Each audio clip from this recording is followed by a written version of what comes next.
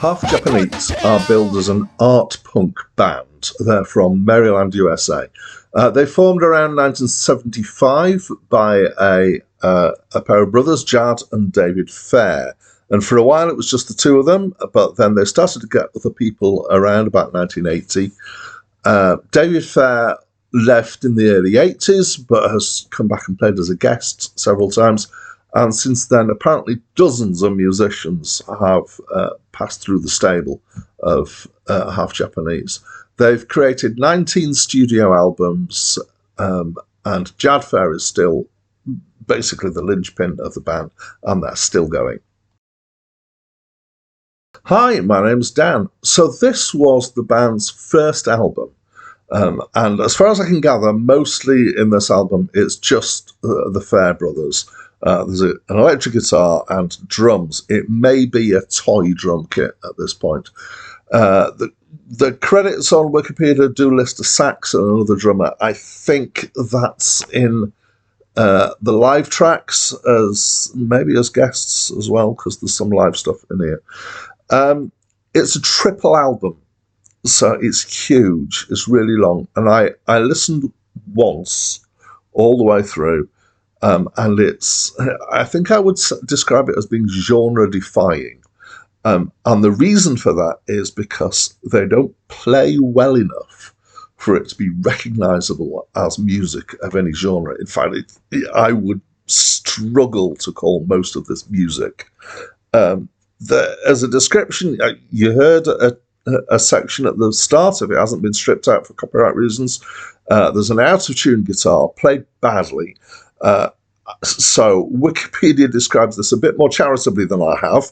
It says, after Jad, after more than 40 years, he still does not play in any traditional manner.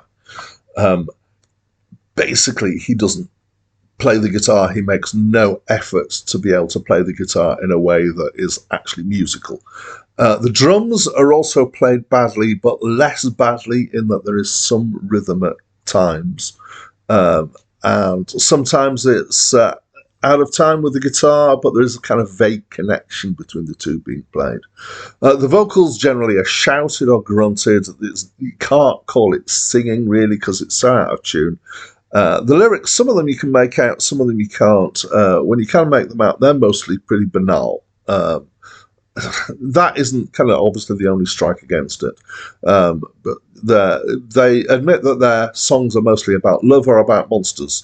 There are some cover songs in here, and you can recognize the cover songs if you happen to know the words of the originals.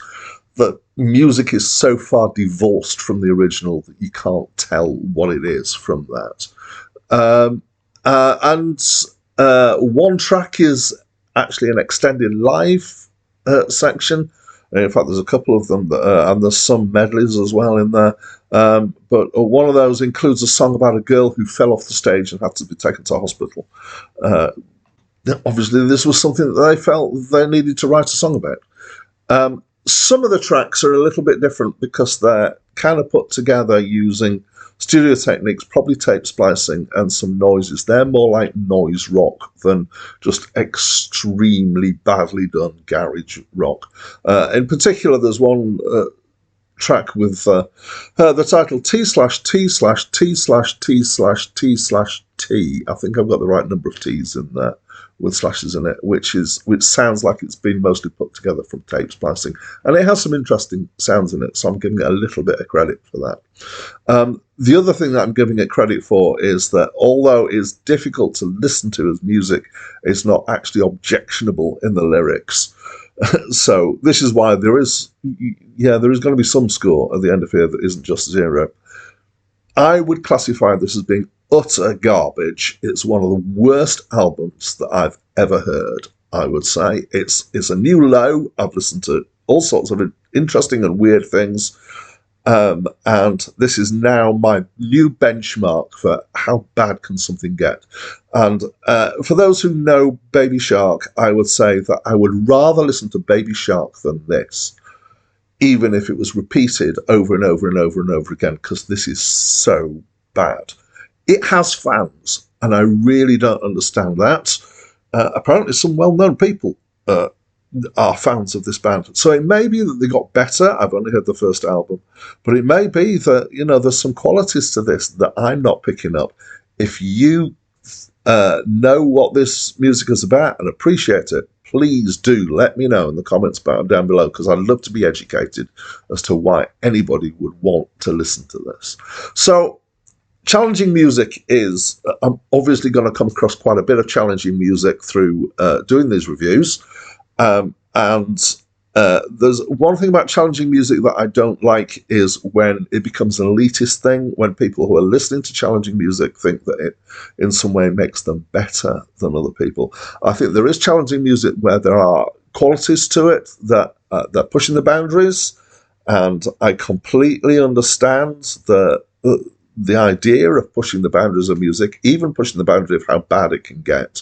But sometimes I think challenging music can just be bad, and I feel like maybe I'm a person who can actually come out and say this is the Emperor's New Clothes. It's just so poor. But again, as I say, there may be other people who are seeing other things in this.